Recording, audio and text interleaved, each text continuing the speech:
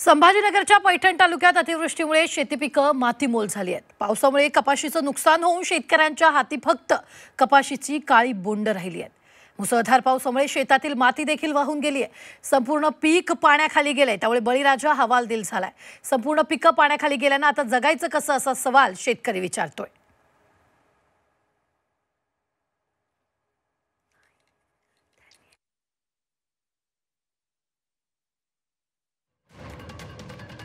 तर या परिस्थितीचा आढावा घेतला आमचे प्रतिनिधी विशाल करोळे यांनी।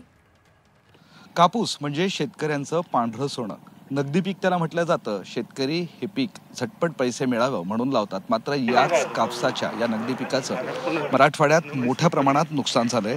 मराठवाड्यात मोठ्या प्रमाणात कापसाची लागवड केली जाते, छत्रपती संभाजीनगर जिल्ह्यात सुद्धा मोठ्या प्रमाणात लागवड केली जाते। मात्र ही सगळा कापूस, ही कपाशी, ही सरकी आता पाण्याखाली आल्याचं चित्र आहे। पाण्यामुळे ही सगळी झाडं आता पूर्णतः उद्ध्वस्त, नष्ट होण्याच्या मार्गावर आहे। आपण बघतोय की हा बळीराजा हा आपल्या कपाशीच्या शेतात उभा आहे आणि त्याच्या हातात ही काळी झालेली बोंड आहे। किती नुकसान झालं तुझं सांग मला। आणि हे पाणी इथून असं पुढे गेलं की वाढत चाललंय का? हो, वाढत चाललंय। खूप मोठं इथं 6-7 फूट पाणी आहे आणि इथं विहीर आहे, ही पूर्ण ओव्हरफ्लो होऊन गेलेली माझी विहीर।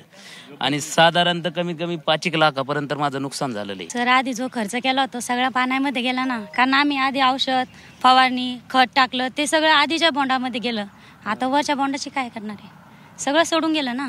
मेहनत केली आम्ही, रात्री रात्री पाणी भरलेलं आहे आम्ही 4 वाजेपर्यंत 5 वाजेपर्यंत। सरकारने लाईट सुद्धा अशी ठेवलेली आहे आम्हाला, फक्त रात्री येते सकाळी जाते। मग आम्ही काय करणार आहे, रात्री रात्री पाणी भरून आम्ही उसाला खूप मेहनत केली, पाण्यासारखा पैसा घातला, शेवटी पीक काय पाण्यातच गेलं। जर आम्ही हे शेती करणं बंद केलं तर काय खाणार आहे नोकरदार, काय खाणार आहे? सरकार कोणाला राशन देणार आहे? फुकट वाटून काय फायदा आहे? शेतकऱ्याच्या हाल त्याला बघवत नाहीये का? जे स्वप्न या शेतात रंगवलं होतं, जे या पांढऱ्या सोन्यातनं निघणार होतं, जे हे ऊसाच्या माध्यमातून निघणार होतं, हे सगळं स्वप्न या वाहणाऱ्या पाण्यात आता वाहून गेलंय। आणि हाती उरलंय ती फक्त या कपाशीची काळी बोंड आणि झालेलं नुकसान इतकंच। सरकारकडनं इतकीच अपेक्षा आहे, शक्य होईल तेवढी आणि लवकरात लवकर मदत करावी। व्हिडिओ जर्नलिस्ट मोहम्मद तौफिकसह मी विशाल करोळे, झी मीडिया, पैठण, छत्रपती संभाजीनगर।